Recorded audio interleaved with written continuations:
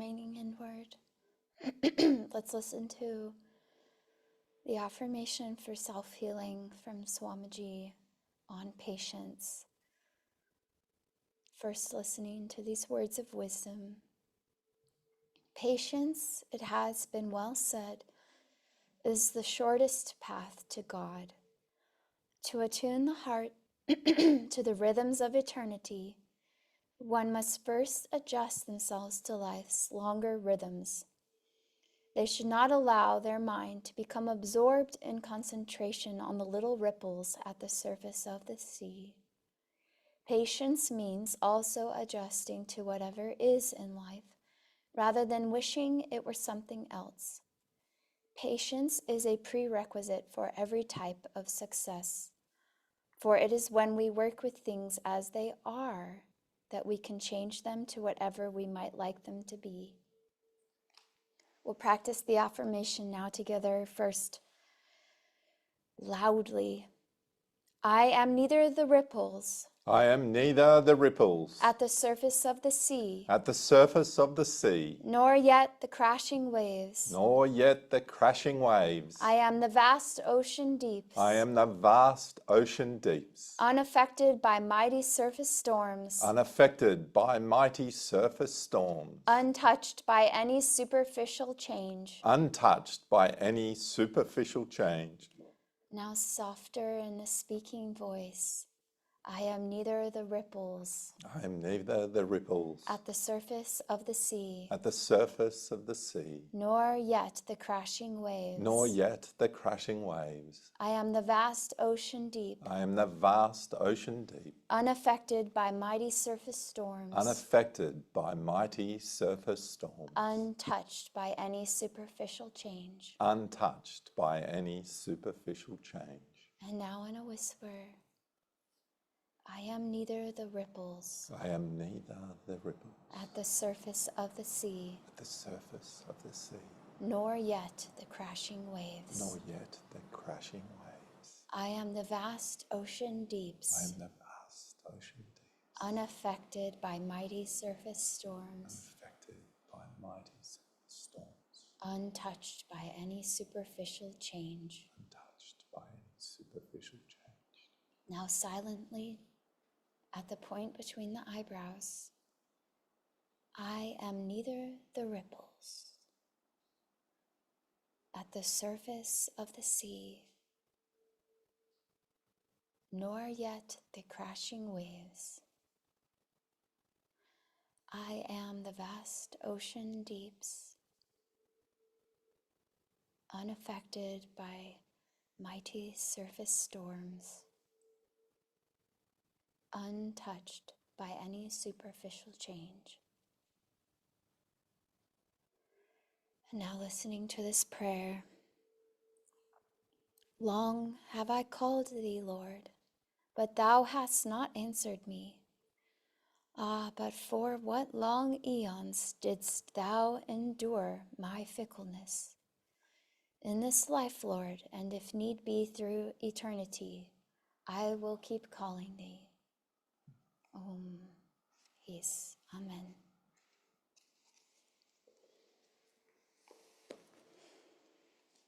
And now we'll read the Rays of the One Light, the weekly commentaries on the Bhagavad Gita and the Bible. So this is week 13, Deeds versus Intentions. Truth is one and eternal. Realize oneness with it in your deathless self within. The following commentary is based on the teachings of Paramhansa Yogananda. Jesus Christ emphasized repeatedly the spirit, not the letter of the law. In chapter 5 of the Gospel of St. Matthew, he speaks of the sin of killing and of the legal punishment attendant on that sin, but says that more important than the act is the desire to kill or to do harm. He shows that the sin of harmful desire goes beyond merely wanting to kill. My message to you, he said, is this: whoever is angry with his brother without cause already stands condemned. Whoever contemptuously calls his brother a fool shall answer for it to the Supreme Council, and whoever calls his brother an outcast of God shall be in danger of hellfire. Brother here means any other human being. For all of us in the highest sense are brothers and sisters, children of our one mother, Father, God. The true self of one is the self of all. To hurt another, even if one doesn't realize it, to hurt oneself. Swami Kriyananda in The Path recalls an episode in which the master, Paramhansa Yogananda, revealed his sense of identity even with the plants. One day, Kriyananda wrote, we were moving a delicate but rather heavy tropical plant into position on the hillside. Our handling evidently was too rough, for Master cried out, "Be careful what you are doing. Can't you feel? It's alive." To wish death to anyone, to wish even harm to another creature, is to deny in oneself the reality of that divine life, of which all of us are manifestations. It is, in short, to deny the eternal truth, proclaimed by the Bhagavad Gita in the 2nd chapter. This self is never born, nor does it perish. Once existing, it cannot ever cease to be. It is birthless, eternal, changeless, ever itself. It is not slain when the body is slain. Thus, through Holy Scripture, God has spoken to mankind. Om. Om. Om.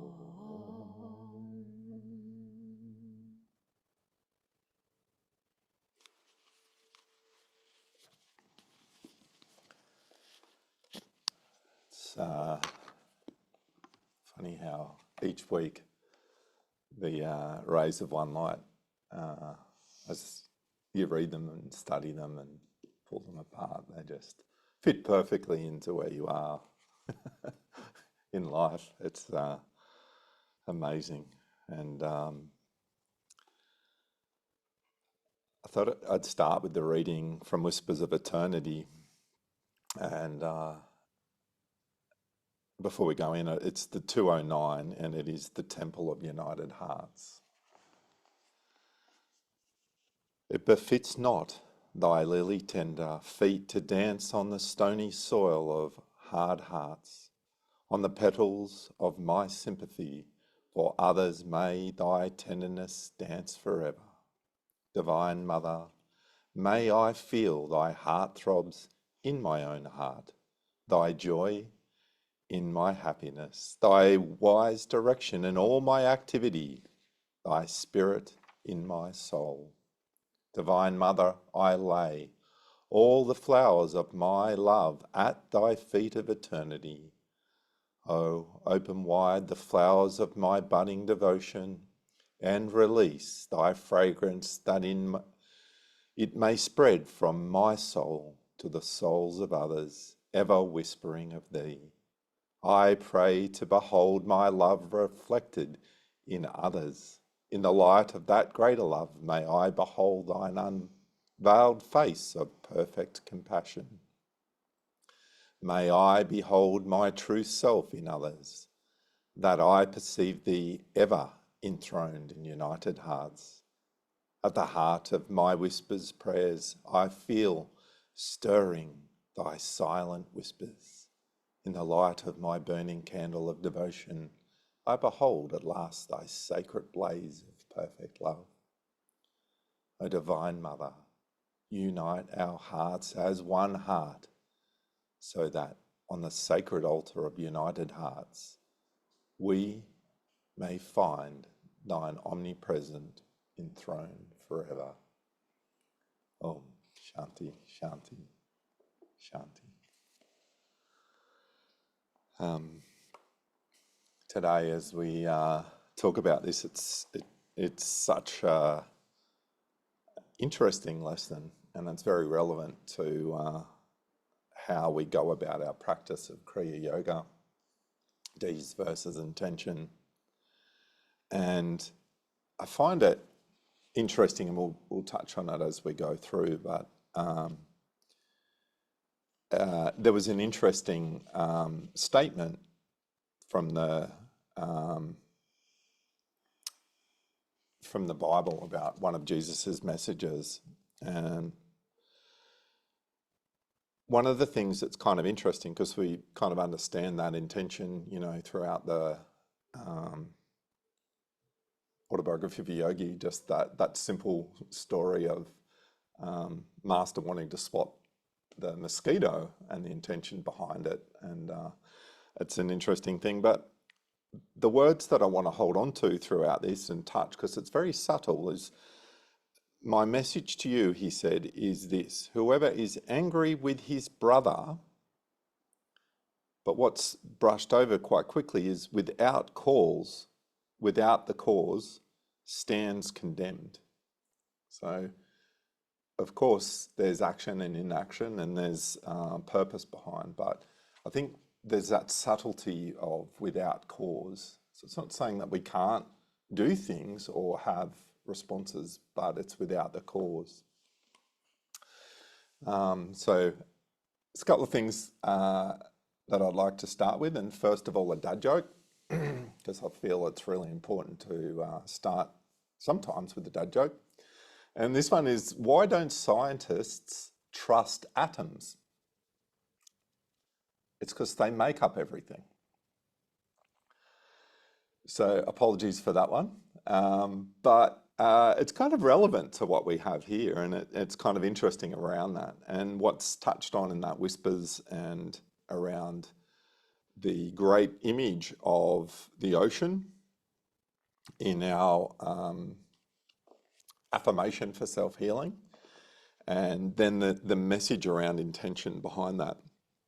And if we went back a few weeks and even spoke about the soul being the center, and then we have all these outward expressions, and that's the play or the mire of life. You know, it's the act of living in this world, and how we've got to come back to what we are.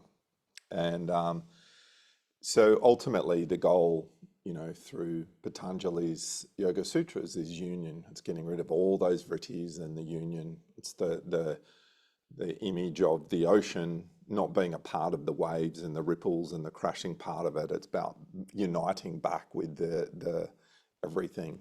And I'm going to start with a question and a pondering for you guys, because I was reading, is it the last chapter of Autobiography, the biography of Yogananda by Swami Kriyananda.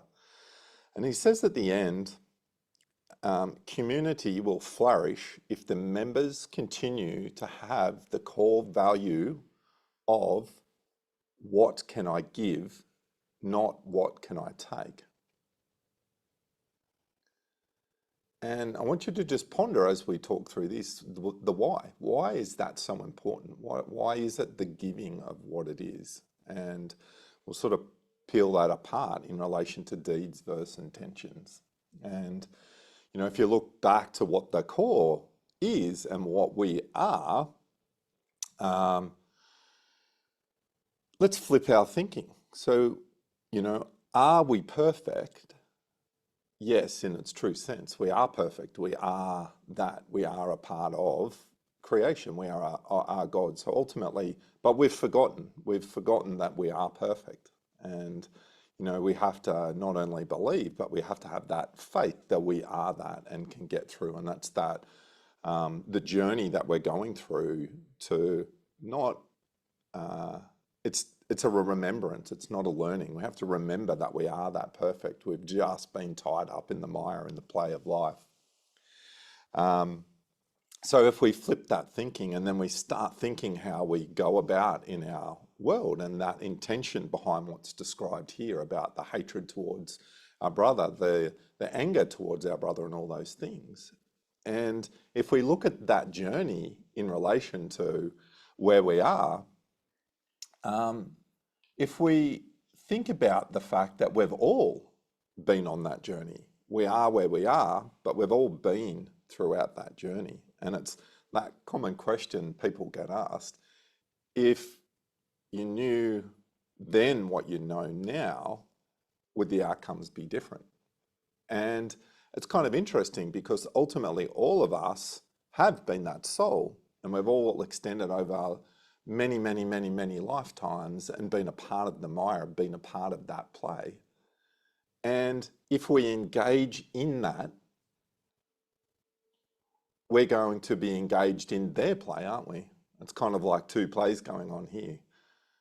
And it's that message around being centered. It's a message about remembering who you are. And how don't we be engaged in those things? And I'm going to share a little part of why the path of Kriya is really important, and looking at this week, let's try and look at it this week in a different way, and look at the simple things that we do. So for example, energization exercises.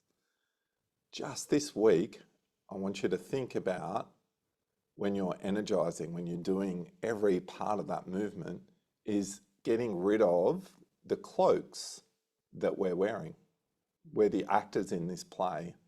Everything that we're doing, think about when we're doing these movements, when we're doing everything that we do, it's like starting at the feet, we're flicking off the boots of many lifetimes of actors that we've played in war, in horror, and in all those acts that we've done. Each time we do the energization, think that we're ridding ourselves of the multiple play acts that we've been playing within ourselves. And then go back to the next step, which is the simple step of Hong So. Hong So is watching the breath. If you think about the Patanjali's Yoga Sutras, and the ultimate goal of yoga is union, why then is it important to watch the breath? What's so important about it? Yeah, it keeps our mind still. Yes, of course. It slows us all down and then allows us to be stiller. And yes, it comes back in. But think about it as another way. When we're watching that breath, guess what? That breath that's coming in is the same breath that every single living thing on this planet is breathing. We're a part of that. It's union. When we sit to meditate, are we different to that? Are we identifying as ourselves in these play acts in this moment? Or are we sitting and watching a breath that is one? It's in all breaths. It doesn't discriminate. If the Creator doesn't discriminate between who brings that breath in and out, then of course we shouldn't. There's no part. We are union. We're a part of that. So next time you're breathing, just thinking how many people are taking that same breath that's keeping us through these things. The next part is, if we could impart the benefits of our path to all, how do we do that? Put your hand up if you find it easy to sit to meditate. You might find it easy to sit, but there's probably challenges with how long do I meditate? What do I meditate for? Can I meditate now? Do I need to do it later on? Do I need to get myself comfy? How do I need to do that? Do I have enough time in whatever I do? And I'd really like to throw a different way to think about meditation. If we sit now knowing what we do know and the benefits to it, why are we doing it just for us? Has anyone thought that we have all these healing prayers that we do? We have all these people that we have to overcome that are living in this world. Not our path isn't necessarily for everyone. Everyone's got their own journey to God. But instead of me sitting and going through the rigidity of meditation, I still believe we still have to go through the things that have been given to us. But just for this week, let's think about doing our Kriya, doing our Hong So for the benefit of everyone. Think about lives instead of doing healing prayers. Ask Master to do, you sit and do, you be that channel, but do it for that person. If you've got benefit in it, why can't others get benefit in it? And it's kind of an interesting practice, because if you sit down with all those people that have caused you grief, that have caused you harm, that you hold on to anger, and Swami talked about it before you sit to meditate, Master did. You've got to let go of all that. But why not sit and meditate and do it for that person? Be a channel, offer it up to our line of gurus and the divine to allow that practice. Giving. Why is giving so important? Why is that giving process so important? Davey told this amazing story of there's lots of people who relate. And Swami during this story talked about Yogananda with the plant that they were planting. Be careful, can't you feel what they're feeling? And Davey talks about the fact that she has that relationship with plants. And she was talking about, had this beautiful ficus that was in her house or in her apartment, and she was sitting, knowing that the thought came across to her that ficus was battling. Ficuses don't like extreme changes of temperature, and she could see that there was a change of temperature and that the ficus was starting to wilt. And she went over to the ficus and she gave it energy. She said, while I was giving it alms and sending it love and energy, she said there was a point where she couldn't go any further. That energy started returning to her. And she said, that's the lesson. She said, it's that the more I give, the more I receive. But it's not about giving and receiving. It's clearing the mud. It's getting away from the cloaks. Every time you're giving away. That act is giving away the shroud that's across. It's giving away the shadow of life and exposing more and more to the light that is what it is. And we have that ability. So we have to learn the cloaks of the characters we've played for lifetimes. We have to learn to stop engaging in those cloaks of lifetime, but start being who we are, and that's giving. God is always giving, always giving. We've just shrouded it. And we'll start seeing, when we start doing that in return, that we have that ability to do that option. And Swami was that. He just gave love unconditionally all the time. And one of his statements that you can meditate on, and it takes a little while, but he said, nobody is special to me. I'm not even special to myself.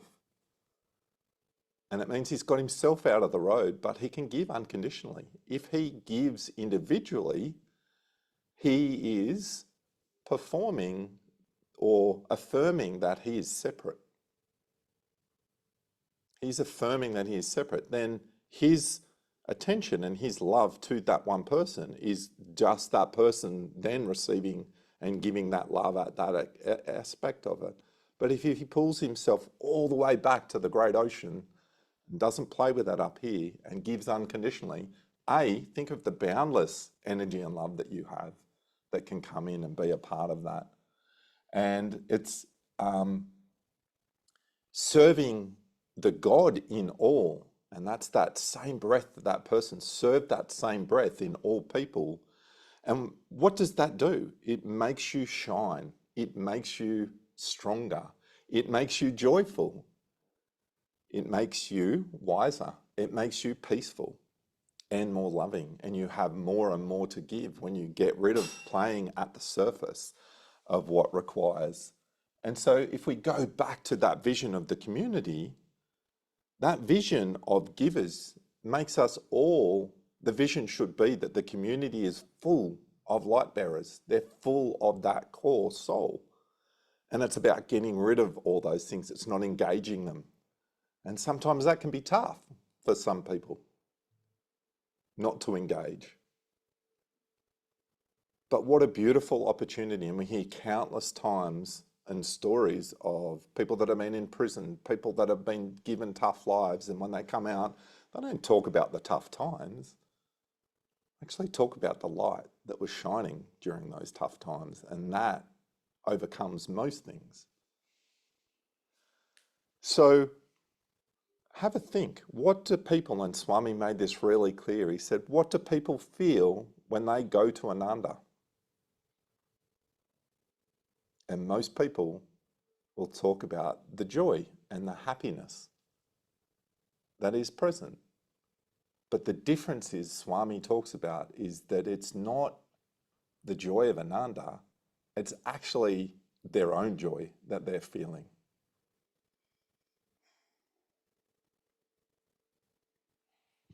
Joy to you. So, two things come to mind when thinking of this week and how patience allows God's children to live by an intent for what is right. And as we all know, Sri Teshwar reminds us that we need to learn to behave. So what better tool to have in our tool belt than patience, right? So recently my mom reminded me of a story, and it's actually really relevant to today because it was the power of patience to change the world. And how even when we, as little beings walking around our daily life, act with patience, how it sends out ripples of kindness. And that has the ability to, as a yogi, with our magnetism and the energy that we're putting out in this daily action of such virtues, how we can affect those around us. And she basically reminded me of a story from when I was 15 and working in a pharmacy. And have you all heard of the Girl Scouts of America? Well, I was a Girl Scout from being like 6 years old, and essentially it's, you live by the Girl Scout law, which is things like truth and honesty and respect and friendship, and it was really high values. And anyway, I think that is a bit of what led me to that point, even when I was a teenager, was having grown up with really strong virtues and intent to act those virtues. And so here I was in a pharmacy, and in the US, the role of the pharmacy person is not only to give customers their script and fill it for them, but it's also to call the insurance, call the doctor's office, and do all those things as well to help the customer. And there was an older gentleman who was having a really difficult time with the outcome from his insurance company, which was very common. Often people would come in who had cancer, and they would find out that their insurance wouldn't cover their medicine. They would find out that they owed $1,000 before I could give them their script. Or they might be out of pain medicine, and I was the one that had to tell them that they had no more refills. So this was a very, very challenging job at such a young age. And my mom was there to get me, because you can imagine I wasn't even driving fully on my own. And so she was there to pick me up. And she said what she saw was a line full of impatient people having to watch this young girl be patient. She said that I was sharing this information with the gentleman again and then again, and he was still struggling to be able to receive that information because of the stress he was experiencing, and other things that would have been going on for him at that time.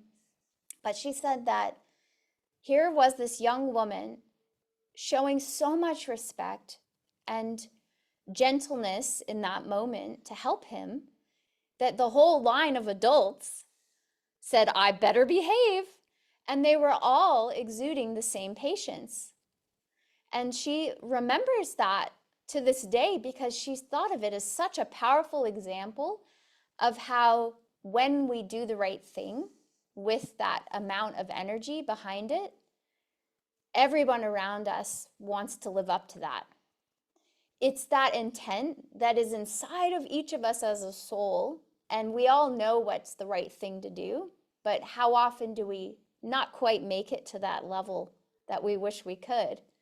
But every time that as a yogi, we employ all of the principles of energy control, that we can be patient and control the reactive process, how much of an impact that makes in this world where everyone is rushing around with the exact opposite of patience, quick to react, quick to be angry, quick to be frustrated, quick to be annoyed,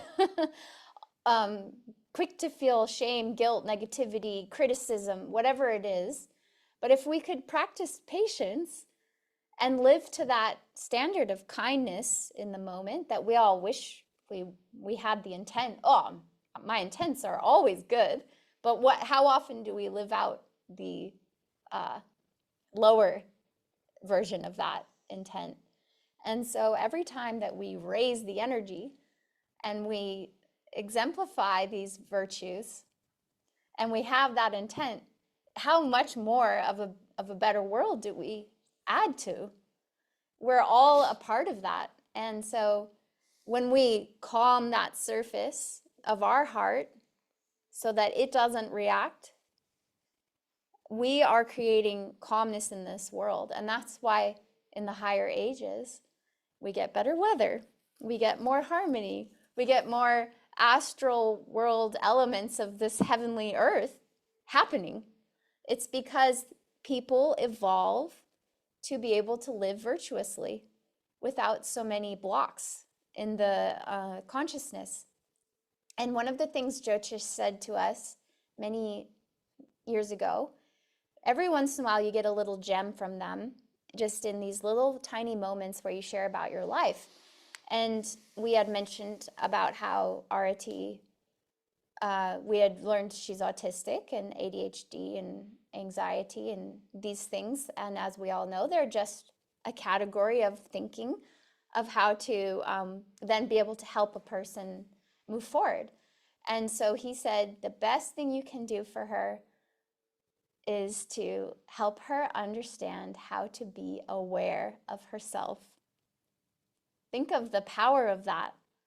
It's the truth behind everything as a human, isn't it? Is learning how to be aware, self-awareness. Because then what can you do? You can control the reactive process, which is our karma and our lessons. And then before you know it, you're evolved. You're completely aware. You can see clearly what's really going on. And one of the things I notice with Jyotish, when you work with him, write to him, listen to his words, his ripples are so calm that if something drops in his life, he sees clearly the lesson and he acts accordingly. He is our example of someone who has learned to behave. And he's trying to help us all so much just to learn how to be aware, control the reactive process, live our teachings so we can be happy, so we can help this world be happy, and we can be warriors of the light with the right intention for everyone that we meet. And what a journey and a hope that is for all of us to take into our week ahead. And so we're very grateful that each of you could be here to have such a positive intent to give and create this little community of yogis who are trying to be patient, trying to be virtuous, and learning to behave so that we can positively impact this world by helping one another live up to that. So thank you for your time and for your presence today. And we'll now have a little bit of music and then our time to chat and just be together. So I'll stop the recording.